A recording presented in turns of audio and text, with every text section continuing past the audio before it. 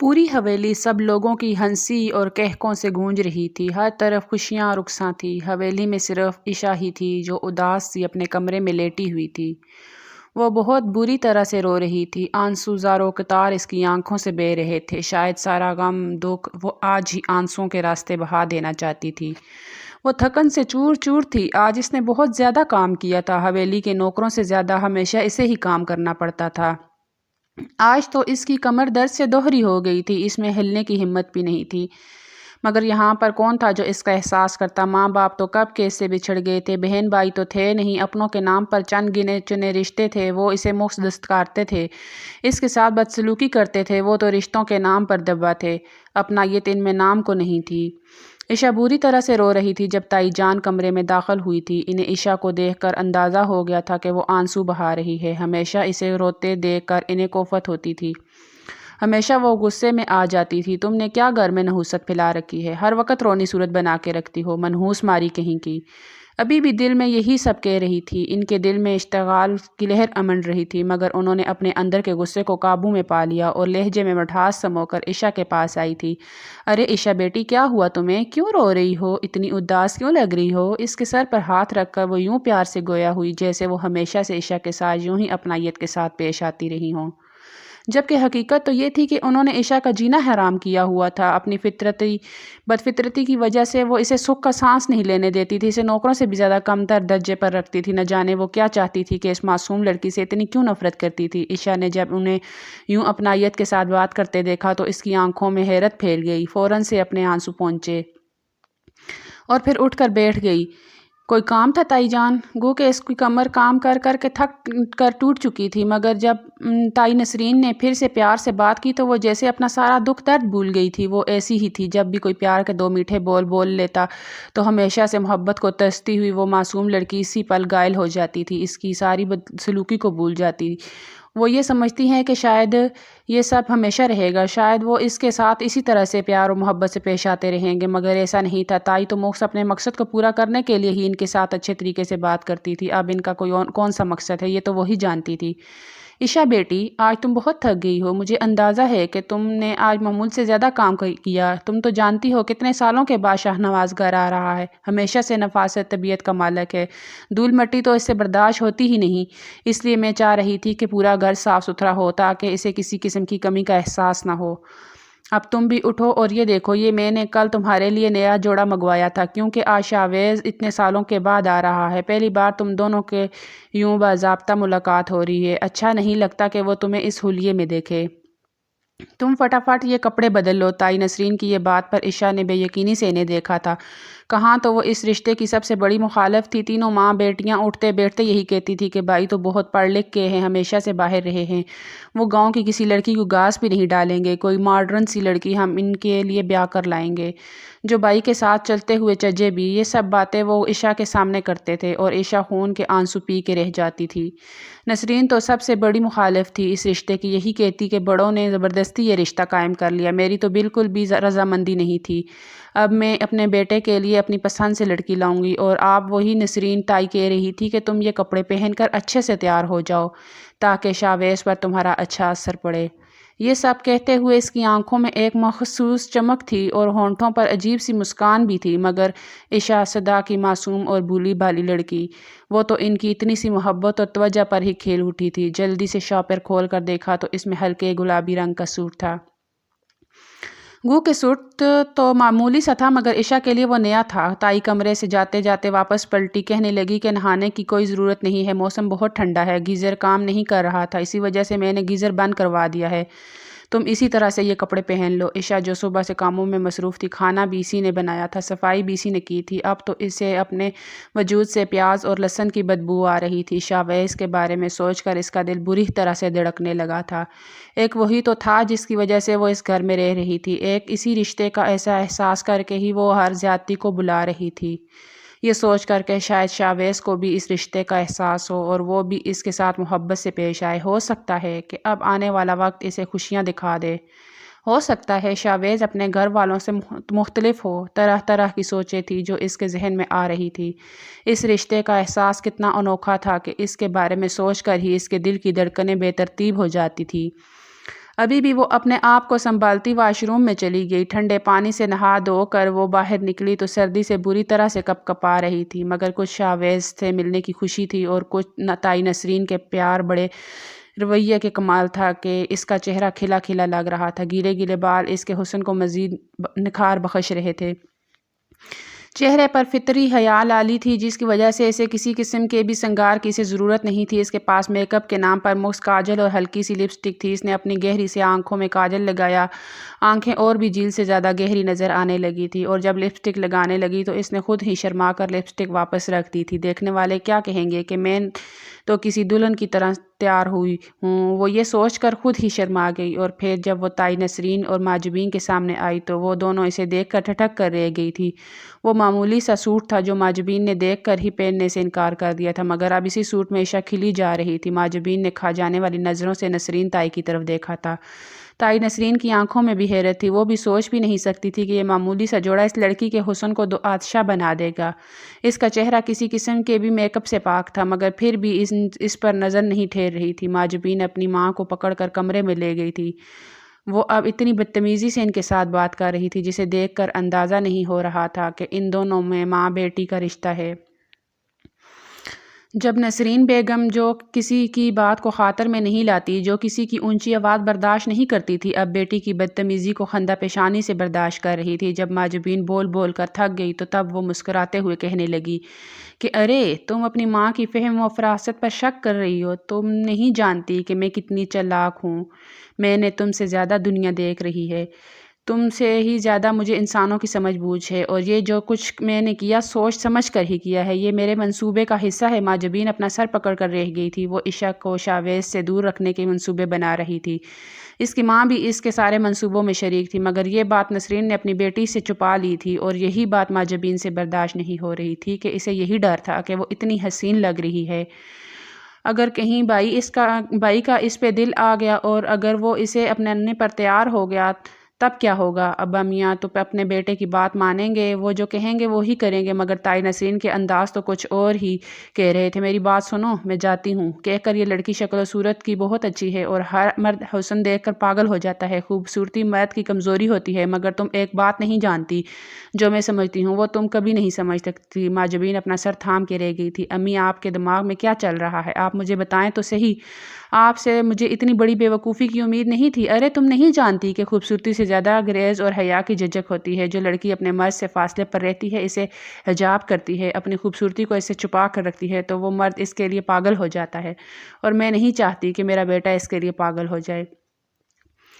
یہ جتنا اسے دور دور رہے گی تبھی شاویز کو اس کے لیے کشش محسوس ہوگی۔ میں ان دونوں کے درمیان سارے فاصلے مٹا دینا چاہتی ہوں تاکہ ان دونوں کے درمیان کوئی گریز نہ رہے، اور نہ ہی شاویز کو اس میں کسی قسم کی کشش محسوس ہو۔ میں چاہتی ہوں کہ خود ہی اس کے قریب ہو جائے اور شاویز اسے دھکے دے کر اسے بری طرح دھتکار دے، اور پھر ہم شاویز کی اپنی پسند سے شادی کریں گے۔ نسرین تائی کا دماغ تو واقعی بہت چلتا تھا، انہوں نے تو سازش میں شیطان کو بھی مات دے دی تھی۔ اب ماجبین بھی کھل کر ہنس رہی تھی۔ امی یہ تو میں نے سوچا ہی نہیں تھا۔ اب وہ دونوں عشا کو شاویز کی نظروں سے گرانے کے لیے منصوبے تیار کر رہی تھی۔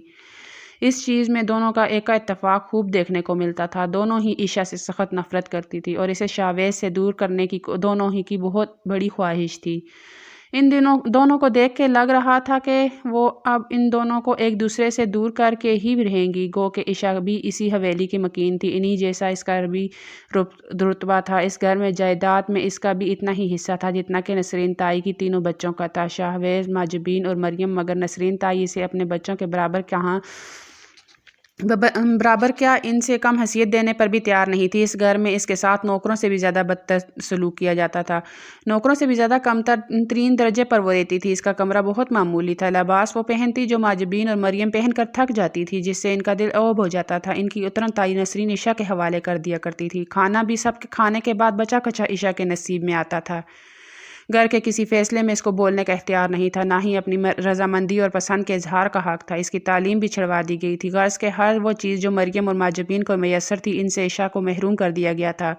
اس کا قصور مخص اتنا تھا کہ وہ شاہ شاہ اور سکینہ خان کی بیٹی تھی۔ سکینہ خان ایک معمولی سے کسان کی بیٹی تھی، وہ لوگ بہت غریب تھے۔ سکینہ حسن کی دولت سے مالا مال تھی۔ شاہ شاہ ایک بار جب گاؤں کی سیر کر رہے تھے تب ان کی نظر سکینہ پر پڑی تھی۔ وہ اپنا دل وہیں پر ہار گئے تھے۔ انہوں نے ضد ہی پکڑ لی کہ انہوں نے شادی کی تو سکینہ کے ساتھ کریں گے۔ گھر والوں نے اس بات پر خوب شور کیا کہ سکینہ ایک معمولی سی لڑکی ہے، آپ کو لڑکیوں کی کمی نہیں ہے، کسی اچھا خاندان کی لڑکی کے ساتھ آپ کی شادی کریں گے۔ مگر شاہ زیب شاہ اپنی بات پر اڑ گئے، کہنے لگے کہ اگر میری سکینہ کے ساتھ شادی نہیں ہوئی تو میں کبھی زندگی میں شادی نہیں کروں گا۔ ان کے ماں باپ مجبور ہو گئے تھے۔ تب نسرین تائی چاہتی تھی کہ شاہ زیب شاہ کے لیے وہ اپنی چھوٹی بہن کو بیاہ کر لائیں، کیونکہ ان کی بہن شاہ زیب کو پسند کرتی تھی۔ مگر جب شاہ زیب نے اپنی پسند کا اظہار کر دیا تو اب ان کے ساتھ کوئی بھی زبردستی نہیں کر سکتا تھا، اور یوں سکینہ شاہ زیب خان کی من چاہی اور باقی سب کی انچاہی بہو بن کر اس حویلی میں آ گئی تھی۔ سال اسی طرح سے بیتتے گئے۔ وہ سب کے دل میں جگہ بنانے میں ہمیشہ ناکام رہی تھی۔ اس وقت عائشہ 10 سال کی تھی جب شاہ زیب خان پر ایک بہت خطرناک بیماری حملہ آور ہو گئی تھی۔ شاہ زیب خان کو بلڈ کینسر تھا، وہ بھی آخری سٹیج پر، اور اس حقیقت کا علم انہیں تب ہوا جب وہ علاج کے قابل نہیں رہے تھے۔ انہوں نے مہنگے سے مہنگا علاج کروانے کی کوشش کی، یہاں تک کہ وہ پاکستان سے بھی باہر گئے، مگر ڈاکٹرز نے انہیں جواب دے دیا، کہنے لگے کہ اب آپ کچھ بھی کر لیں، اب آپ کا یہ مرض ٹھیک نہیں ہو سکتا، کیونکہ آپ نے علاج کروانے میں بہت دیر کر دی ہے۔ اس وقت وہ حویلی میں بستر مرگ پر پڑے ہوئے تھے۔ پوری حویلی ان کے غم سے نڈال تھی، سب کی آنکھیں اشکبار تھی۔ سکینہ کا تو رو رو کر برا حال تھا، وہ اپنی بچی کو خود میں سموئے ہوئے خوفزدہ نظروں سے شاہ زیب شاہ کو دیکھتے ہوئے رو رہی تھی۔ نہیں جانتی تھی کہ شاہ زیب شاہ کے بعد ان کا مستقبل کیا ہوگا۔ شاہ زیب شاہ کو اس بات کا یقین ہو گیا کہ وہ کبھی بھی ٹھیک نہیں ہو سکتے۔ تب انہوں نے اپنے بڑے بھائی جمال شاہ کے سامنے ہاتھ جوڑ دیے، کہنے لگے کہ میں نہیں چاہتا کہ میرے بعد میری بیٹی رل جائے۔ آپ اگر میری بیٹی کے سر پہ ہاتھ رکھ دیں، اگر اس کا نکاح شاہ ویس کے ساتھ کر دیں تو میں سکون سے مر سکوں گا۔ مجھے اطمینان رہے گا کہ میری بیٹی وہ محفوظ ہاتھوں میں ہے۔ جواباً جمال شاہ نے اپنے بھائی کے جوڑے ہوئے ہاتھوں کو تھام لیا تھا۔ فکر مت کرو، جیسا تم چاہو گے ویسا ہی ہوگا۔ اور پھر شاہ زیب شاہ کی دلی خواہش کی خاطر انہوں نے 10 سالہ عائشہ کا نکاح 16 سالہ شاہ ویس کے ساتھ کر دیا تھا۔ گو کہ عائشہ بہت چھوٹی تھی، 10 سال کی بچی تھی، مگر اسے اتنا علم ہو گیا تھا کہ اس کی زندگی بہت بڑی تبدیلی آ گئی ہے۔ اس کا نکاح ہو چکا ہے، شاہ ویس اس کا شوہر ہے، اور کچھ سال کے بعد اس کی شادی شاہ ویس سے ہو جائے گی۔ شاہ ویس اس کا بچپن کا دوست تھا، شاہ ویس کو پسند بھی بہت کرتی تھی، اور اب جب رشتے کی نوعیت بدل گئی تو وہ خود ہی شاہ ویس سے دور دور رہنے لگی تھی، اسے دیکھ کر سمٹنے لگی تھی۔ جبکہ شاہ ویس کے دل میں کیا چل رہا تھا، اس کے چہرے سے تاثرات کا جائزہ لگانا بہت مشکل تھا۔ نکاح کے بول پڑھاتے ہی شاہ زیب کی روح نے ان کے جسم کا ساتھ چھوڑ دیا تھا۔ ان کے دنیا سے چلے جانے کے بعد نسرین تائی نے سکینہ بیگم پر الزام لگا کر گھر سے باہر دھکے دے کر نکال دیا تھا۔ اس نے کہا کہ سکینہ مائی کا گھر کے مالی کے ساتھ چکر چل رہا ہے، جبکہ حقیقت بالکل اس کے برعکس تھی۔ وہ اسے گھر سے نکالنے کے لیے اس پر الزام تراشی کر رہی تھی۔ جمال شاہ اپنی بیوی کے کانوں سے سنتے تھے، اس کی زبان بولتے تھے، انہوں نے بھی اس پر یقین کر لیا تھا۔ تائی کہنے لگی کہ تم بھی اپنی ماں کے ساتھ جانا چاہتی ہو تو چلی جاؤ، ہمیں تمہاری ضرورت نہیں ہے۔ مگر عائشہ جانتی تھی کہ یہی گھر ہے جہاں پر اس نے ہمیشہ رہنا ہے، کیونکہ اس کا نکاح ہو چکا ہے، اب ساری زندگی وہ شاہ ویس کے ساتھ ہی گزارے گی۔ اس نے اپنے دل کو مار لیا تھا، ماں کے ساتھ جانے سے انکار کر دیا تھا۔ نسرین تائی کو اس کے اس فیصلے پر بہت غصہ آیا تھا، مگر وہ زبردستی اسے نکال نہیں سکتی تھی، کیونکہ جمال شاہ اس معاملے میں ان سے باز پرس کر سکتا تھا، جبکہ وہ اپنے شوہر کی نظروں میں خود کو برا ثابت نہیں کرنا چاہتی تھی۔ مگر سکینہ بیگم، جن سے اسے خدا واسطے کا بیر تھا، انہوں نے اس عورت کو گھر سے باہر نکال دیا تھا۔ جب بھی وہاں پر آتی، عائشہ سے ملنے کی کوشش کرتی تو نوکروں کے ذریعے سے نسرین بیگم اسے دھکے دے کر گھر سے باہر نکال دیا کرتی تھی۔ تب عائشہ خون کے آنسو پی کر رہ جاتی تھی۔ وہ نہیں جانتی تھی کہ اس پر زندگی کتنی تنگ ہونے والی ہے۔ شاہ ویس اعلیٰ تعلیم حاصل کرنے کے لیے امریکہ چلا گیا تھا۔ جمال شاہ نے خود ہی اسے ان خاندانی بکھیروں سے دور رکھ دیا تھا، کہنے لگے کہ یہاں پر رہ کر میرا بیٹا کبھی بھی تعلیم حاصل کر نہیں پائے گا۔ وہ شاہ ویس کو ڈاکٹر بنانا چاہتے تھے، اور اس لیے ضروری تھا کہ وہ خاندانی الجھنوں اور پریشانیوں سے دور ہو کر پرسکون ہو کر اپنی تعلیم پر توجہ دے۔ جمال شاہ اپنے کاروبار اور زمینوں کے سلسلے میں مصروف رہتے تھے۔ شہر میں ان کا بزنس پھیلا ہوا تھا، ہفتے میں کبھی ایک آدھ بار گھر آتے تو کبھی 10 دن بعد۔ جب بھی گھر آتے تو ان کے آگے 100 بکھیڑے ہوتے تھے، گھر پہ وہ کم ہی دکھتے تھے۔ یوں وہ یہ بات نہیں جانتے تھے کہ اس گھر میں رہنے والی ان کی یتیم بھتیجی عائشہ کے ساتھ ان کی بیوی اور بیٹیاں کیا سلوک کر رہی ہیں۔ نسرین بیگم نے اسے میٹرک کلاس میں ہی اسکول سے ہٹوا لیا تھا۔ جمال شاہ نے جب اس بات پر باز پرس کی تو وہ کہنے لگی، عائشہ پڑھتی نہیں ہے، اسے پڑھائی کا شوق ہی نہیں ہے، اس نے خود ہی کہا ہے کہ میں اسکول نہیں جاؤں گی، اور میں اس کے ساتھ زبردستی نہیں کر سکتی۔ ورنہ آپ لوگ ہی کہیں گے کہ بن ماں کی بچی ہے، میں اس کے ساتھ زیادتی کر رہی ہوں۔ جمال شاہ نے جب عشا سے اسکول چھوڑنے کا سبب پوچھا تو وہ سر جھکا کے رہ گئی تھی۔ اپنی تائی سے بہت ڈرتی تھی، چاہ کر بھی وہ اپنے تایا کو یہ نہ بتا سکی کہ مجھے پڑھنے کا بہت شوق ہے، مگر میں تائی کی وجہ سے اسکول نہیں جا سکتی، کیونکہ تائی کا کہنا ہے کہ میں گھر کے ملازموں کے ساتھ کام کیا کروں، وہ مجھے پڑھنے لکھنے کے قابل نہیں سمجھتی۔ عشا سوچ کے رہ جاتی تھی۔ اپنی بزدلی کی وجہ سے وہ کبھی بھی جمال شاہ کو نہیں بتا سکی کہ اس گھر میں اس کے ساتھ کیا سلوک ہو رہا ہے، اور جمال شاہ بھی جیسے ہر طرف سے آنکھیں بند کر رکھی تھی، انہیں جیسے اپنی بھتیجی کے ساتھ برا سلوک نظر ہی نہیں آتا تھا۔ اور جب شاویز واپس آ رہا تھا تو اچانک سے نسرین تائی کا بدلتا رویہ عشا کو حیران کر گیا تھا، مگر دل میں خوش تھی کہ چلو دیر سے ہی صحیح تائی کو اپنے رویے کی بدصورتی کا احساس ہو گیا۔ وہ یہ نہیں جانتی تھی کہ تائی اس کے ساتھ کیا کرنے کا سوچ رہی ہے، اگر جان جاتی تو اسے تائی سے نفرت ہو جاتی۔ آج جب شاویز کے گھر واپس آیا تو اسے دیکھ کر عشا کا دل اٹھل پھٹل ہونے لگا تھا۔ وہ لاکھ چاہنے کے باوجود بھی خود کو قابو نہیں کر پا رہی تھی۔ اس نے جیسا شاویز کے بارے میں سن رکھا تھا، جیسا اس کا خیالی بے کر اپنے ذہن میں تراش رکھا تھا، وہ اس سے بڑھ کر وجیہ تھا، بہت زیادہ حسین تھا۔ باہر کی آب و ہوا اسے راس آ گئی تھی، اس کے چہرے پر کھڑی مغرور ناک اسے خود پسندیدگی سے بے خبر ہونے کا پتہ دے رہی تھی۔ نیلی آنکھوں میں بلا کی سنجیدگی تھی۔ عشا کی نظریں تو اس پر سے ہٹ ہی نہیں رہی تھی، جبکہ شاویز نے تو ایک بار بھی عشا کی طرف نہیں دیکھا تھا، نہ تو اس کی نظروں نے عشا کو تلاش کیا تھا، نہ ہی اس نے عشا کے بارے میں پوچھا تھا۔ اب جب وہ اس کے پاس سے بیگانہ انداز میں گزر گیا تو تائی نسرین کے دل میں ٹھنڈک سی اتر گئی تھی۔ ان کے تمام تر اندیشہ جاگ کی طرح بیٹھ گئے تھے۔ کہاں اس معمولی لڑکی کے حسن سے خوف آ رہا تھا، اور کہاں وہ بالکل پرسکون ہو گئی تھی۔ جانتی تھی کہ ان کا بیٹا جہاں پر رہا ہے وہاں پر حسن اور خوبصورتی کی کوئی کمی نہیں تھی، ایسی لڑکیاں تو اس کے اوپر تتلیوں کی طرح منڈلاتی رہتی تھی۔ اس کے لیے اس کے پھیکے حسن میں کیا دلچسپی ہو سکتی تھی؟ اس کے ساتھ تو کوئی ہم پلہ ماڈرن سی لڑکی ہی چل سکتی تھی، وہ جو ان کے بیٹے کے ساتھ چلتی تو اس کی شان بڑھ جاتی، اور یہ لڑکی یہ تو ملازمہ بنانے کے بھی قابل نہیں تھی۔ شاویز جب گھر آیا تو بہت تھکا ہوا تھا۔ کچھ دیر وہ گھر والوں کے پاس بیٹھا، یوں بھی اسے آتے ہوئے بھی تو رات کے 10 بج گئے تھے۔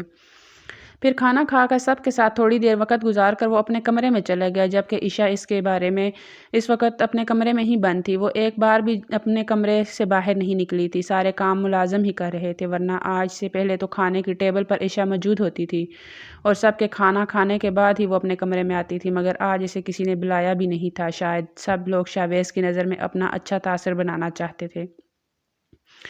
شاویز جب کمرے میں چلا گیا تو عشا نے خود کو بہت مشکل سے سمجھایا کہ مجھے ایک بار شاویز کے پاس جانا چاہیے، اس سے بات کرنی چاہیے، اسے اپنے درمیان موجود رشتے کی نوعیت کا احساس دلانا چاہیے، ہو سکتا ہے کہ اس کے دل میں میرے لیے محبت پیدا ہو جائے، ہو سکتا ہے میرے لیے زندگی بھی خوشیاں لے کر آ جائے۔ وہ سوچ سوچ کر خود کو تسلی دے رہی تھی، اور پھر جب اسے یقین ہو گیا کہ سب لوگ سو چکے ہوں گے، وہ آہستگی سے قدم اٹھاتے ہوئے شاویز کے کمرے میں آ گئی تھی۔ شاویز اس وقت واش روم سے باہر نکل کر آ رہا تھا۔ جب اس نے دروازے میں عشا کو استعداد دیکھا تو وہ حیران رہ گیا۔ کون ہو تم، اور میرے کمرے میں اس وقت کیا کر رہی ہو؟ وہ حیران سا عشا سے پوچھنے لگا تھا۔ اسے لگا تھا شاید یہ حویلی کی کوئی ملازمہ ہے، اس سے اس کی ضرورت کے بارے میں پوچھنے کے لیے آئی ہے، مگر لڑکی بغیر جواب دینے کے اپنے ہاتھوں کی انگلیاں چٹکا رہی تھی، نظریں جھکا کر کھڑی تھی، جیسے نہ جانے کون سی سنجیدہ مسئلے پر اس سے بات کرنے آئی ہو، مگر بات کرنے کی ہمت نہ ہو رہی تھی۔ شاویز کو اس کے رویے پر جھنجھلاہٹ ہونے لگی تھی۔ محترمہ، آپ مجھے بتائیں گی کہ آپ کون ہیں؟ اس کے انداز پر عشا ڈر گئی تھی، اور پھر بروکھلائے انداز میں کہنے لگی کہ میں عشا ہوں۔ اس کی بات پر شاویز واضح طور پر چونکا تھا۔ عشا، اس نے زیر لب یہ نام دہرایا، اور پھر وہ اسے غور سے دیکھنے لگا تھا۔ کون عشا؟ شاویز نے بے تاثر سے انداز میں پوچھا تو عشا بے یقینی سے اسے دیکھنے لگی تھی۔ وہ تو سمجھی تھی کہ جب وہ شاویز کو اپنا نام بتائے گی تو وہ بےتابی سے اس کی طرف بڑھے گا اور اس سے اپنی پسندیدگی کا اظہار کرے گا، اپنی بےتابیاں بتائے گا کہ وہ بھی اس رشتے کے بارے میں جانتا ہے، اور جتنا عشا اس سے محبت کرتی ہے وہ اس سے کئی گنا زیادہ اپنی منکوحہ سے محبت کرتا ہے۔ مگر شاویز کے تاثرات تو کچھ اور ہی کہہ رہے تھے۔ وہ تو اس سے الٹا پوچھ رہا تھا کہ کون عشا؟ عشا نے اپنا تھوک نگلا، پھر کہنے لگی کہ میں آپ کی بیوی ہوں۔ یہ بات کہتے ہوئے اس نے بمشکل سے اپنی ہمت مجتمع کی تھی۔ دل میں سوچ رہی تھی کہ اب تو شاویز کوئی شکن بات کرے گا، کوئی ایسا جملہ بولے گا جس سے میرے دل کی کلی کھل اٹھے گی، مگر شاویز کی طرف سے مکمل خاموشی تھی، اور وہ اسے سنجیدہ نظروں سے دیکھ رہا تھا۔ اگر تم میری بیوی ہو تو میں کیا کروں؟ وہ اپنے سینے پر ہاتھ باندھے ہوئے بے نیازی سے بولا، تو عشا پھٹی پھٹی نگاہوں سے اسے دیکھنے لگی تھی۔ کتنا غلط سوچا تھا اس نے بھی، اسے دشمن جانا کے بارے میں یہ ستم گر تو بالکل اپنے گھر والوں جیسا ہی تھا، جیسے تائی اماں نے اس کی تربیت کی تھی، جیسے وہ اس کے کانوں میں زہر انڈیلتی رہتی تھی۔ عشا نے یہ کیوں گمان پال لیا تھا کہ وہ اس کے ساتھ بہت اچھے سے پیش آئے گا، وہ باقی لوگوں سے مختلف ہوگا، جبکہ شاویز تو ویسا ہی تھا جیسا کہ نسرین، تائی اور معجبین لوگوں کا رویہ تھا۔ وہ تحقیر انداز میں اسے دیکھے جا رہا تھا اور معجبین کو اس کے لفظوں اور اس کے رویے سے تکلیف کا احساس ہو رہا تھا۔ وہ کچھ بھی کہے بغیر واپس پلٹ گئی تھی، یوں بھی اب وہاں پر کھڑا ہونے کا کوئی جواز باقی نہ رہا تھا، مزید کہنے کو بھی کچھ باقی نہ بچا تھا۔ جب شاویز کی اگلی بات نے اسے روک لیا تھا، میری بات سنو، وہ کسی امید کے تحت واپس پلٹی تھی۔ شاویز نے اسے سر سے لے کر پاؤں تک غور سے دیکھا تھا، اس کی نظریں جیسے عشا کا ایکس رے کر رہی تھی۔ ٹھیک ہے، میں نے تمہیں دیکھ لیا کہ تم میری بیوی ہو، اب تم جاؤ۔ اس بےعزتی پر اس کی آنکھوں میں آنسو آ گئے تھے، وہ روتے ہوئے کمرے سے نکلی تھی۔ جب اپنے کمرے کی کھڑکی سے یہ تماشا دیکھتی، معجبین کھلکھلا کر ہنس پڑی تھی۔ اسی وقت یہ خوشخبری سنانے کے لیے نسرین بیگم کے کمرے میں آ گئی تھی۔ اب وہ دونوں عشا پر ٹھٹھا لگا رہی تھی، سمجھ رہی تھی کہ تیار ہو کر بائی کے کمرے میں جائے گی تو وہ اس پر عاشق ہو جائیں گے۔ بائی نے ایک بار بھی اسے لفٹ نہیں کرائی، معجبین کا تو ہنسی روکنے کا نام ہی نہیں لے رہی تھی، اور نسرین بیگم بے حد خوش تھی۔ بس دیکھ لیا نا تم نے، میں یہی تو چاہتی تھی کہ میرے بیٹے کے ذہن میں کوئی برا تاثر نہ آئے، کہ میں اس کی منکوحہ اسے دور رکھنے کی کوشش کر رہی ہوں یا اس کے ساتھ برا سلوک کر رہی ہوں۔ اب وہ خود ہی اس سے بیزار ہو گیا تو ہمیں اور کیا چاہیے، بس ہم جو چاہتے ہیں جلدی سے اس پر عمل کرنے کی کوشش شروع کر دیں گے۔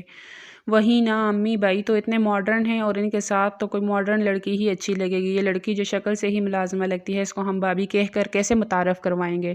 یہ تو بائی کے ساتھ بالکل بھی اچھی نہیں لگے گی۔ میری ساری دوست اسے ملازمہ کی حیثیت سے جانتی ہیں، اب اگر اس کی شادی بائی کے ساتھ ہو گئی تو ہماری کتنی سبکی ہوگی۔ عشا کی پوری رات روتے ہوئے گزری تھی، اس کے ساری امیدیں ٹوٹ گئی تھی، دل ایک بار پھر سے خون کے آنسو رونے لگا تھا۔ شاویز کا ہی سہارا تھا، اب وہ سہارا بھی چھین گیا تو اس کا رونا تو بنتا تھا۔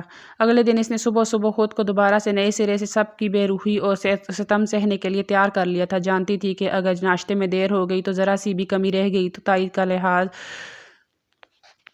تو لحاظ بالکل بھی نہیں کریں گی۔ وہ ایک دن اپنے بیٹے کے جیسے لحاظ کر رہی تھی، وہ بہت تھا۔ سب لوگ ناشتہ کر رہے تھے اور عشا کچن سے پراٹھے لا کر باہر ٹیبل پر رکھ رہی تھی۔ شاویز نے جب اسے نوکروں کے ساتھ کام کرتے دیکھا تو حیران رہ گیا، مگر اس نے اپنے چہرے پر کسی قسم کے بھی تاثرات سے کسی کو بھی کچھ اندازہ نہیں ہونے دیا۔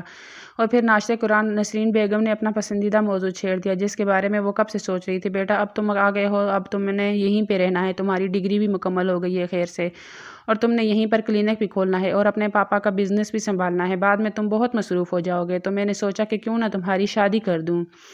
زندگی کے بکھیڑے اور ذمہ داریوں تو چلتی رہتی ہیں، خوشیوں پر ہمارا بھی تو حق ہے۔ ہم بھی چاہتے ہیں کہ تمہارے سر پر صحرا سجائیں، اور بہنیں بھی تمہاری خوشی دیکھنے کے لیے بے قرار ہو رہی ہیں۔ ان کی بات پر عشا کے ہاتھ کانپنے لگے تھے، آنکھوں میں خوف چھلکنے لگا تھا۔ کتنے سالوں سے وہ شاویز کے بارے میں سوچ رہی تھی، اسے اپنے شوہر کی حیثیت سے اپنے خوابوں میں دیکھ رہی تھی، اور اب اچانک سے اس کا کسی اور کا ہو جانا، یہ سب اتنا آسان نہیں تھا۔ مگر شاویز کی بات نے عشا سمیت سب کو چونکا دیا تھا۔ میرا نکاح تو ہو چکا ہے امی، چاچو کی بیٹی کے ساتھ، اور آپ نے میرا اس کے ساتھ تعارف نہیں کروایا، کون ہے یہ؟ وہ عشا کی طرف اشارہ کرتے ہوئے بولا تو اس کی بات پر عشا ڈر گئی تھی، سوچ میں پڑ گئی تھی کہ اگر شاویز نے سب کے سامنے بتا دیا کہ میں اس کے کمرے میں گئی ہوں، اگر اسے سب کے سامنے میرا بانڈا پھوڑ دیا تو تائی نے تو مجھے جان سے مار دیں گی۔ مگر شاویز نے اس بات کا ذکر نہیں کیا تھا۔ نسرین تائی اس کی بات سن کر چونک گئی تھی، وہ شاویز سے اس بات کی توقع نہیں کر رہی تھی۔ وہ تو سمجھ رہی تھی کہ شاویز اس بات کو بھول چکا ہوگا، مگر اب جب اس نے خود ہی اپنی شادی کا ذکر چھیڑ دیا تو نسرین بھی حیران رہ گئی تھی۔ مگر پھر جب رات والی بات انہیں یاد آئی تو وہ مطمئن ہو گئی تھی کہ شاویز نے تو رات کو عشا کو کمرے سے باہر نکال دیا تھا، وہ بھلا اسے کیسے پسند کرے گا؟ ارے یہ ہے تمہاری بیوی عشا، اسے پتہ نہیں کیا روگ لگا ہوا ہے کہ ہر وقت نوکروں کے ساتھ نوکروں والے حلیہ میں گھومتی رہتی ہے، اچھے اچھے کپڑے ہیں اس کے پاس، اور کل بھی اس کے لیے نیا سوٹ لے کر آئی کہ وہ تمہارے ساتھ پہلی دفعہ مل رہی ہے، تمہارے سامنے آ رہی ہے تو اچھے ڈھنگ کے حلیے میں آئے، مگر نہیں، سب کو یہ بتانا ہے کہ میں یتیم ہوں، میرے ماں باپ نہیں ہیں، تو تائی میرے ساتھ برا سلوک کرتی ہیں، تمہاری نظر میں بھی مجھے برا بنانا چاہتی ہے۔ اب دیکھو اس نے وہ کپڑے بدل لیے ہیں اور پھر سے پرانے کپڑوں میں ہے۔ ان کی بات پر شاویز بری طرح سے چونکا تھا۔ اچھا، وہ کپڑے آپ نے عشا کو لے کر دیے تھے؟ اس کے نظروں میں رات والا عشا کا حلیہ گھوم گیا تھا۔ اتنے گھٹیا کپڑے ایسے تو ملازم بھی نہ پہنے۔ امی اتنے گھٹیا کپڑے عشا کو لے کر دیتی ہیں؟ اس نے ایک گہری نظر عشا پر ڈالی، اس وقت جو ایک بہت معمولی سے لباس میں تھی اور خاصی گھبرائی بھی لگ رہی تھی۔ نسرین تائی نے اسے گور کر دیکھا تو وہ وہاں سے چلی گئی، پھر سیدھا کچن میں جا کر دم لیا تھا۔ فی الحال میں شادی کے چکر میں پڑنا نہیں چاہتا، میں ابھی اپنا کلینک کھولنے کا سوچ رہا ہوں اور ابو بھی کہہ رہے ہیں کہ میں ان کی مدد کرواؤں۔ فی الحال تو میں بہت مصروف ہوں، میرے پاس ابھی اس سب کے لیے وقت نہیں ہے، ساری زندگی پڑی ہے، ہو جائے گی شادی بھی، وہ مصروف سے انداز میں کہنے لگا تو نسرین نے ٹھنڈی آہ بڑی سی، بیٹا میں تو یہی کہہ رہی ہوں کہ تمہاری شادی کسی اچھی سی لڑکی کے ساتھ کروں، تم تو بہت پڑھے لکھے ہو، باہر سے پڑھ کر آئے ہو، اور تمہاری بھی تو یہی خواہش ہوگی کہ کوئی پڑھی لکھی ماڈرن سی قدم سے قدم ملا کر چلنے والی لڑکی تمہیں بیوی کے روپ میں چاہیے ہوگی۔ آخر کو تمہارے بھی ارمان ہوں گے، تمہاری بھی خواہشات ہوں گی۔ مجھے تو شاہ زیب بھائی پر سخت تعجب ہے، کیا سوچ کر انہوں نے یہ فیصلہ کیا تھا؟ اس وقت عشا بھی چھوٹی تھی اور تم بھی بچے تھے، یقیناً تمہیں اس رشتے کے بارے میں بالکل بھی خیال نہیں ہوگا۔ شاہزیب نے ایک بار پھر سے انہیں حیران کر دیا تھا۔ امی عشا کو تو پتہ نہیں، مگر میں اتنا چھوٹا نہیں تھا، مجھے تو سب کچھ اچھے سے یاد ہے، اور پھر چاچو کی موت، اس کے بعد میرا ابو کا مجھے باہر بھیجنا، سب کچھ مجھے یاد ہے، اتنا بچہ نہیں تھا۔ اور رہی بات شادی کی تو وہ میں آپ کو بتا چکا ہوں کہ ابھی میں اس کے بارے میں کوئی بات نہیں کرنا چاہتا۔ یہ سب کہہ کر وہ ناشتہ کی میز سے اٹھ کر چلا گیا تھا، جبکہ نسرین بیگم کچھ سوچ کر رہ گئی تھی۔ ان کی ساری باتوں سے عشا نے یہی نتیجہ اخذ کیا تھا کہ نسرین بیگم کبھی اس کی شادی شاویز کے ساتھ نہیں ہونے دیں گی۔ وہ کمرے میں آئی تو پھوٹ پھوٹ کر رو پڑی تھی۔ کہاں شاویز جیسا شہزادوں جیسی آن بان رکھنے والا امیر زادہ، اور کہاں عشا جو تھی تو اسی خاندان کی بیٹی، مگر قسمت کی ستنزیفی نے اسے گھر کے مکین سے نوکرانی بنا دیا تھا۔ نہ جانے آنے والے وقت اسے کیا دکھانے والا تھا۔ عشا کو اندازہ تھا کہ تائی اس کی شادی کسی چوکیدار مالی، کسی بھی غریب انسان کے ساتھ کر دیں گی۔ پہلی بات تو یہ تھی کہ تائی اتنی آسانی سے عشا کو اپنے گھر سے نہیں نکالیں گی، وہ عشا کو ہمیشہ کے لیے ملازمہ بنا کر ہی اس حویلی میں رکھیں گی، اور اس کے لیے وہ اس کی شادی کسی بھی ملازم کے ساتھ ہی کریں گی۔ یہ سب سوچ کر عشا بھی خود ازیتی سے ہنس پڑی تھی۔ بھلا میرے جیسے معمولی لڑکی شاویز جیسے انسان کا خواب کیسے دیکھ سکتی ہے؟ مگر نہیں، ایسا نہیں ہو سکتا، تائی مجھے اتنی آسانی سے شاویز سے دور نہیں کر سکتی۔ میرا اس کے ساتھ نکاح ہوا ہے، اور یہ نکاح جیسا بندھن کا اتنا کچا ہے کہ شاویز ایک بار اپنی ماں کے کہنے پر مجھے چھوڑ دے گا۔ مجھے اپنے حق کے لیے بولنا چاہیے، شاویز کو بتانا چاہیے کہ میں اس کے ساتھ محبت کرتی ہوں، اس کے نام پر میں اتنے سالوں سے اس گھر میں بیٹھی ہوئی ہوں، سب کچھ برداشت کر رہی ہوں، اور اب میں اس سے دستبردار نہیں ہو سکتی۔ ویسے بھی اگر شاویز نے میرے سر سے ہاتھ اٹھا لیا، تائی نہ جانے میرے ساتھ کیا کریں گی، مجھے کس لولے لنگڑے کے ساتھ بیاہ کر دیں گی۔ یہ بھی ہو سکتا ہے کہ کوئی الزام لگا کر حویلی سے نکال دیں، اور حویلی کے باہر کی دنیا کیسی ہے یہ تو میں نے جانتی ہی نہیں، ہو سکتا ہے کہ باہر کی دنیا اس حویلی سے بھی زیادہ بری ہو، باہر ہے لوگ تائی سے بھی زیادہ ظالم ہوں، میں کیسے زندہ رہ پاؤں گی؟ شاویز سے کہتی ہوں کہ اگر وہ مجھے پسند نہیں کرتا تو وہ بھلے دوسری شادی کر لیں، مگر وہ مجھے طلاق نہ دیں، مجھے اس حویلی سے نہ نکالیں، میں کہاں جاؤں گی؟ اپنے آنسو پونچھ کر وہ خود کو سمجھانے لگی تھی، اور اب اس نے اپنے وجود میں گویا ایک نئی توانائی دوڑتی محسوس کی تھی۔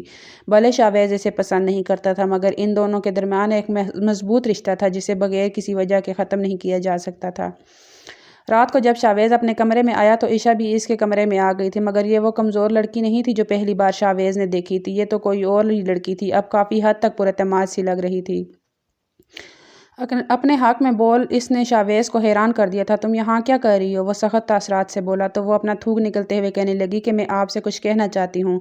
اس کی بات پر شاویز تمسخرانہ انداز میں ہنسا تھا۔ اچھا بتاؤ کیا کہنا چاہتی ہو تم؟ وہ اپنے دونوں بازو اپنے سینے پر باندھتے ہوئے، چہرے پر طنزیہ مسکراہٹ لیے اسے دیکھتے ہوئے بولا تھا۔ آپ نے دوسری شادی کرنی ہے تو آپ کر لیں، لیکن آپ مجھے اس حویلی سے نہیں نکال سکتے، میں آپ کی بیوی ہوں، میں اتنے سالوں سے آپ کے نام پر بیٹھی ہوئی ہوں، آپ کی وجہ سے میں نے اپنے گھر والوں کو چھوڑ دیا، اپنی سگی ماں سے دور ہو گئی، صرف اس لیے کہ میرا آپ کے ساتھ نکاح ہو چکا ہے، اور کل کو آپ مجھے قبول کر لیں گے۔ اب ایسا کیسے ہو سکتا ہے کہ آپ اس رشتے کو اپنانے سے انکار کریں؟ آپ ایسا نہیں کر سکتے۔ بات کرتے کرتے اس کی آنکھوں میں آنسو نکل پڑے تھے۔ شاویز نے بہت غور سے اسے دیکھا تھا۔ تمہارا دعویٰ یہ ہے کہ تم میری بیوی ہو، جانتی ہو کہ ایک بیوی کے کیا فرائض ہیں، بیوی کو کیسا ہونا چاہیے، مرد کیسی بیوی کو پسند کرتا ہے؟ اس کے سوال پر عشا کی نظریں جھکی تھیں۔ ہاں، مانتی ہوں کہ میں معمولی لباس پہنتی ہوں، زیادہ پڑھی لکھی نہیں ہوں، مگر جیسا آپ کہیں گے میں ویسا کروں گی۔ میں آپ کی خدمت میں کسی قسم کی کوئی کمی نہیں آنے دوں گی۔ آپ کو خوش کرنے کے لیے ہر وہ چیز کروں گی جو مجھے آپ کہیں گے۔ شاویز اسے دلچسپی سے دیکھے جا رہا تھا۔ اچھا تو تم جانتی ہو کہ بیوی اپنے شوہر کو کس طرح سے خوش کر سکتی ہے؟ اس کی معنی خیز بات پر عائشہ کے چہرے کا رنگ بدل گیا تھا۔ اس نے شاویز کی اس بات کا جواب نہیں دیا تھا، مگر اس کے ہاتھوں کی انگلیاں چٹکانے کا اندازہ یہ ظاہر کر رہا تھا کہ وہ شاویز کی اس بات پر بے چینی محسوس کر رہی ہے۔ تب شاویز نے اسے کہنے لگا کہ یہاں میرے پاس آؤ۔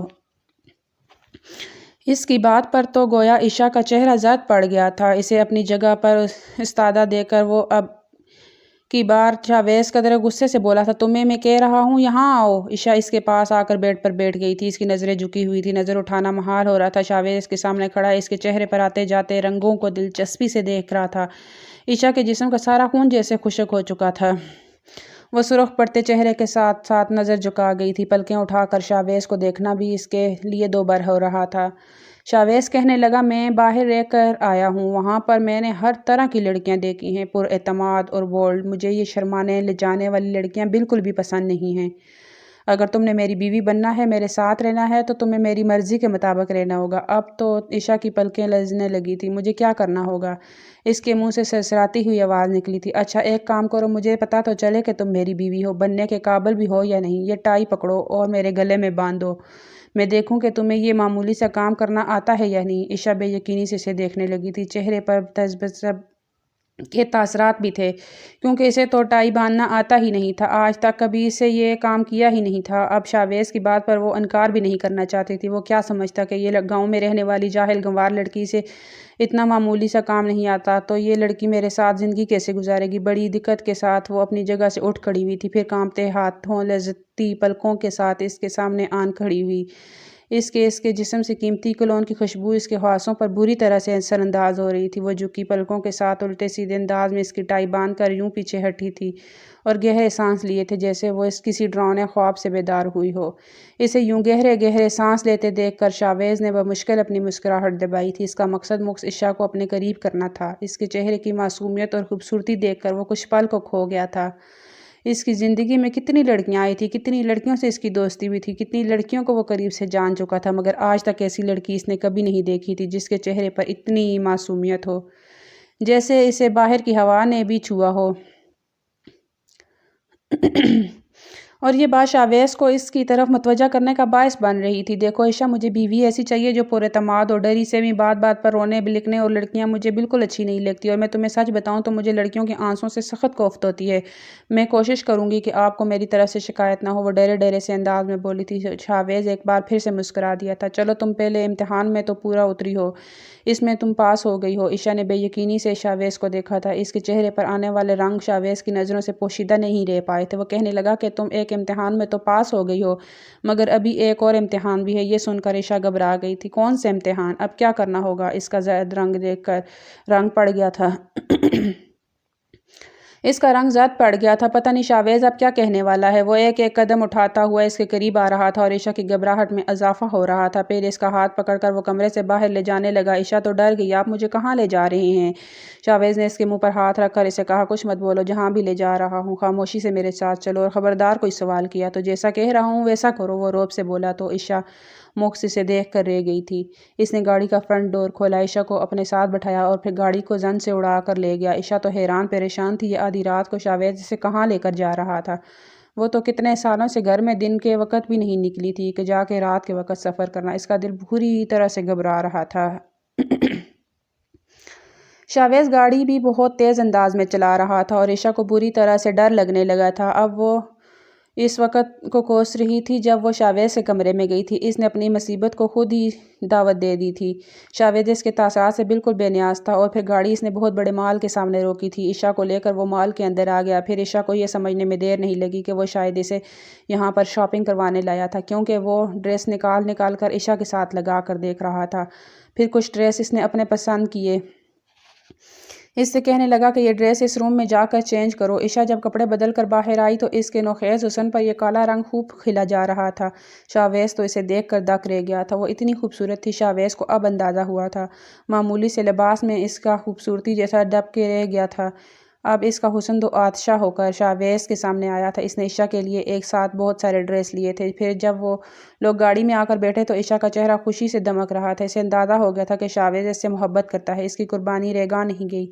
شاویز اسے اب کبھی نہیں چھوڑے گا۔ تب شاویز عشا سے کہنے لگا کہ آج کے بعد میں تمہیں معمولی کپڑوں میں نہ دیکھوں۔ آج سے تم یہ نئے سارے کپڑے پہنو گی اور ہر روز تم ایک نیا جوڑا پہنو گی۔ میں نے اگر تمہیں پرانے کپڑوں میں دیکھا تو مجھ سے برا کوئی نہیں ہوگا، وہ دونس بھرے انداز میں بولا تو خوشی سے عشا کی آنکھیں بھیگ گئی تھی۔ اس نے کہاں دیکھی تھی ایسی محبت، ایسی توجہ، اور اب وہ بے یقینی کا شکار تھی کہ یہ خواب ہے یا حقیقت۔ یہ دعا کر رہی تھی کہ یہ شاویز کی یہ محبت چند دنوں اس کے بعد اپنی ماں کے کہنے پر ختم نہ ہو جائے، وہ اسے ہمیشہ ایسے ہی محبت سے پیش آئے۔ اگلے دن ناشتے پر عشا شاویز کے کہنے پر نیا جوڑا پہن کر آئی۔ یہ سرخ رنگ کا لمبا فراق تھا جو اس کے گھٹنوں تک آ رہا تھا۔ شاویز کی فرمائش پر ہی اس نے بال کھلے چھوڑ رکھے تھے۔ شاویز نے کپڑوں کے ساتھ اسے میک اپ کا بھی سامان لے کر دیا تھا، جس کو استعمال کرنے کے بارے میں عشا کو بالکل بھی اندازہ نہیں تھا۔ وہ مخصوص لپسٹک اور آنکھوں میں کاجل ہی لگا سکتی تھی اور یہی اس کی خوبصورتی کو بڑھا دیا کرتا تھا۔ آج شاویز کے کہنے پر ہی وہ ناشتہ بنانے کے لیے کچن میں نہیں گئی تھی بلکہ اپنے کمرے میں ہی بیٹھی رہی تھی۔ اسے شاویز کا کمرے سے نکلنے کا انتظار تھا۔ وہ جب صبح سو کر اٹھا تو اسی وقت مریم اور ماجبین بھی اس کے کمرے میں آئی تھی۔ ارے بھائی، ابھی تک آپ نے ہمیں ہمارے تحفے نہیں دیے، میری سب دوستیں پوچھ رہی ہیں کہ تمہارے بھائی کیا لے کر آئے ہیں۔ اب مجھے بتائیں، میں نے جلدی سے اسٹیٹس لگانا ہے، اپنی ساری دوستوں کو جلانا ہے۔ مریم کے انداز پر شاویز کو ہنسی آ گئی تھی۔ ہاں ہاں ٹھیک ہے، میں تم سب لوگوں کے لیے بہت ساری چیزیں لے کر آیا ہوں، اور وہ ایسی چیزیں ہیں کہ تمہاری سہیلیاں دیکھ کر جل کے مر جائیں گی۔ اب چلو یہ سارا سامان ڈرائنگ روم میں لے کر چلو، میں سب کے سامنے ہی ان سب کے گفٹ کھولوں گا۔ مریم اور ماجبین بیگ دھکیلتے ہوئے ڈرائنگ روم میں آ گئی تھی اور اس وقت عشا بھی ڈرائنگ روم میں آ گئی تھی۔ عشا کو دیکھ کر ان تینوں ماں بیٹیوں کی آنکھیں پھٹی کی پھٹی رہ گئی تھی۔ نسرین کا تو مارے حیرت کے برا حال تھا۔ یہ کپڑے تم نے کہاں سے چرائے؟ ماجبین کے ہیں یا مریم کے؟ اس نے اپنے لہجے کی ناگواری کو چھپانے کی بھی کوشش نہیں کی تھی اور یہ بھی نہیں سوچا کہ پاس شاویز بھی ہے۔ اس نے شاویز کی نظروں میں اپنا اچھا تاثر بنانا ہے۔ وہ عشا کو حسین لباس میں دیکھ کر بری طرح سے جل گئی تھی۔ شاویز انہیں دیکھ کر رہ گیا تھا۔ عشا سے کہنے لگا کہ بتاؤ، انہیں کہیں سے چرایا نہیں ہے بلکہ تمہیں میں نے لے کر دیا ہے۔ ویسے تو بڑا میرا شوہر کہتی ہو، اب کیا زبان میں لکنت آ گئی ہے، منہ میں گھونگیاں ڈال کے بیٹھ گئی ہو؟ بتاتی کیوں نہیں سب کو کہ میں نے لے کر دیا ہے؟ نسرین بیگم اور ماجبین کو سمجھ نہیں آ رہی تھی کہ آخر شاویز ایسا کیسے کر سکتا ہے۔ انہیں اس کی دماغی حالت پر شبہ ہو رہا تھا۔ نسرین بیگم خود کو سنبھال کر کہنے لگی کہ تمہیں اس 2 ٹکے کی لڑکی کو سر پہ نہیں چڑھانا چاہیے، کیا ضرورت تھی اس پر اتنا پیسہ خرچ کرنے کی؟ ماجبین اور مریم اس کے لباس کو چھو کر دیکھ رہی تھی۔ یہ تو بہت قیمتی ہے، بہت خوبصورت ہے۔ وہ تینوں صدمے کا شکار تھی۔ شاویز کے ہونٹوں پر عجیب سی مسکان پھیل گئی تھی۔ امی، آپ شاید بھول رہی ہیں کہ یہ 2 ٹکے کی لڑکی میری بیوی ہے، یہ بھی اس خاندان کی عزت ہے، اسی گھر کا فرد ہے۔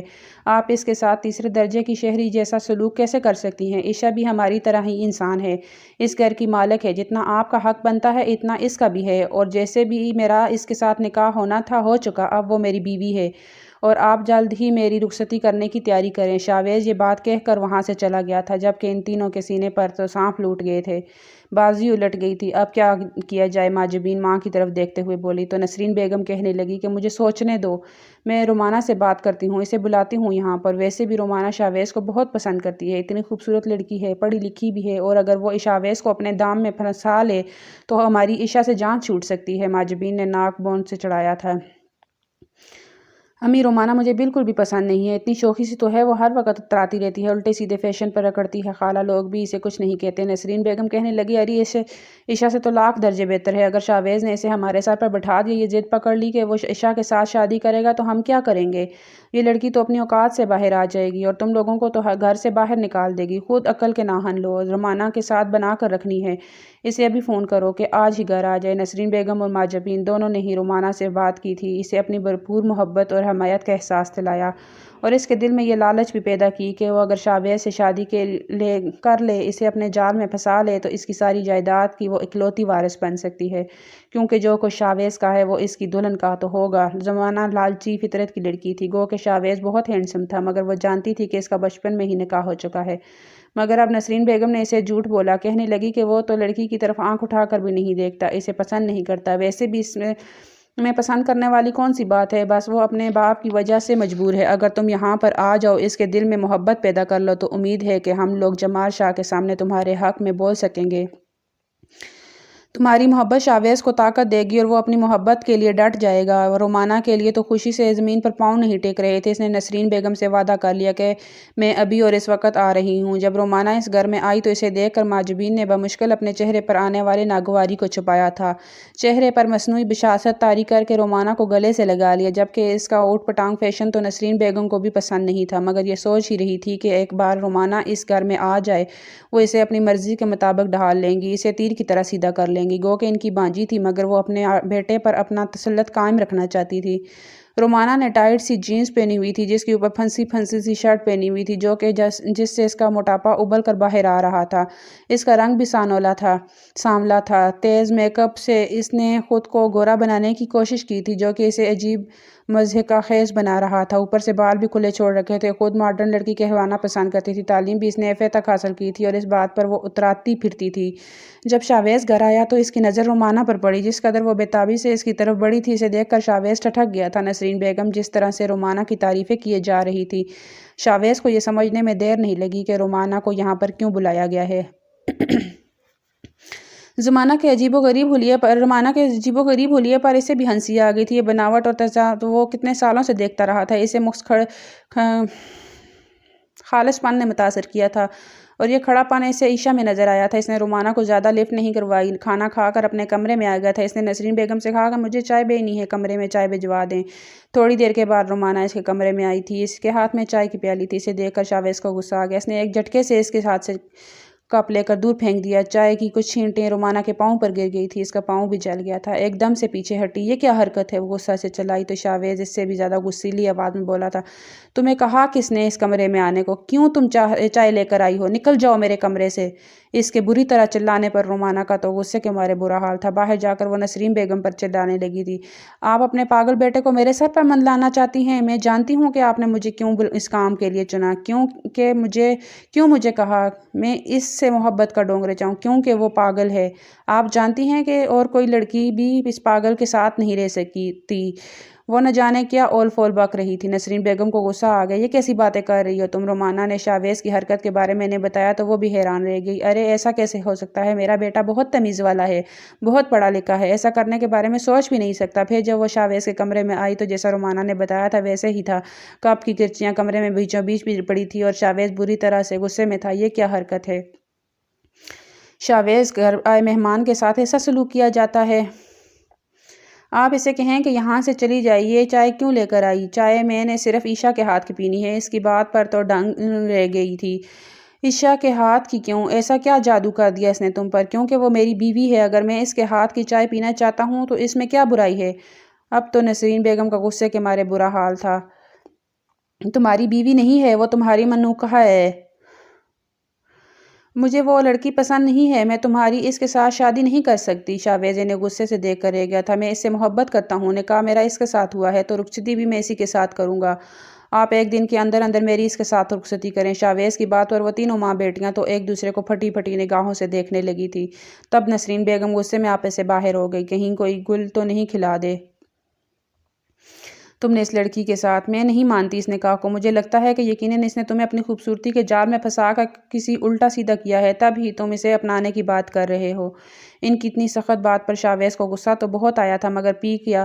کہنے لگا کہ اگر آپ کو لگتا ہے کہ میرا اس کے ساتھ نکاح نہیں ہوا تو کل میں دوبارہ اس کے ساتھ نکاح کر لوں گا، اور رہی بات الٹا سیدھا کرنے کی تو وہ بہت شریف لڑکی ہے، میں اسے پوری عزت اور مان کے ساتھ اپنانا چاہتا ہوں۔ نسرین بیگم کے منہ میں جو آ رہا تھا وہ بک رہی تھی۔ ایسا کیسے ہو سکتا تھا کہ وہ لڑکی جسے کل تک وہ ملازمہ کی حیثیت دینے پر تیار نہیں تھی، ان کا بیٹا اسی کے ساتھ شادی کرنے کی بات کر رہا تھا، وہ بھی ایک دن کے اندر اندر۔ نہ صرف اس نے جمال شاہ کو سے بات کر لی تھی بلکہ انہیں کل رخصتی کرنے پر قائل بھی کر لیا تھا۔ یہ ساری باتیں عشاء سن رہی تھی۔ وہ بے یقینی بھی تھی اور ڈری بھی تھی۔ اسے تائی اور ان کے بیٹیوں سے بہت ڈر لگتا تھا۔ ابھی بھی وہ تھر تھر کانپ رہی تھی جب شاویز اس کے کمرے میں آیا تھا۔ کیا ہوا ہے تمہیں؟ اس قدر چھپ کر کیوں بیٹھی ہوئی ہو؟ وہ ایسے نارمل انداز میں گویا ہوا تھا جیسے کوئی بات ہی نہ ہوئی ہو۔ اسے دیکھ کر عشاء کی آنکھوں سے آنسو بہنے لگے تھے۔ شاویز اس کے پاس آ کر بیٹھ گیا، اس کے آنسو پونچھنے لگا۔ ہوا کیا ہے بتاؤ؟ تو مجھے ڈر لگ رہا ہے تائی سے، وہ میرے ساتھ بہت برے طریقے سے پیش آئیں گی۔ اب کی بار شاویز ہنس پڑا تھا۔ ڈر کس بات کا؟ اب تم ڈرنا چھوڑو اور شادی کی تیاری کرو۔ کل تمہاری رخصتی ہے، پھر تم ہمیشہ کے لیے میرے پاس آ جاؤ گی۔ پھر تمہیں کسی سے ڈرنے کی ضرورت نہیں ہے۔ میں تمہیں ساری دنیا سے چھپا کر اپنی پلکوں میں رکھ لوں گا۔ اس کے اپنائیت، محبت اور مان دینے پر عشا کی پلکیں لرزنے لگی تھیں۔ وہ شرما کر نظریں جھکا گئی تھی۔ شاویز اس کی صدا پر گویا دل تھام کر رہ گیا تھا۔ نسرین بیگم نے بہت واویلا مچایا تھا، مگر شاویز نے اپنی ہی کی تھی اور عشا کو رخصت کرا کر اپنے کمرے میں لا کر ہی خاموش ہوا تھا، اور اب اس کے سامنے بیٹھا اس کا ہاتھ تھام کر اسے اپنی محبت اور اپنائیت کا یقین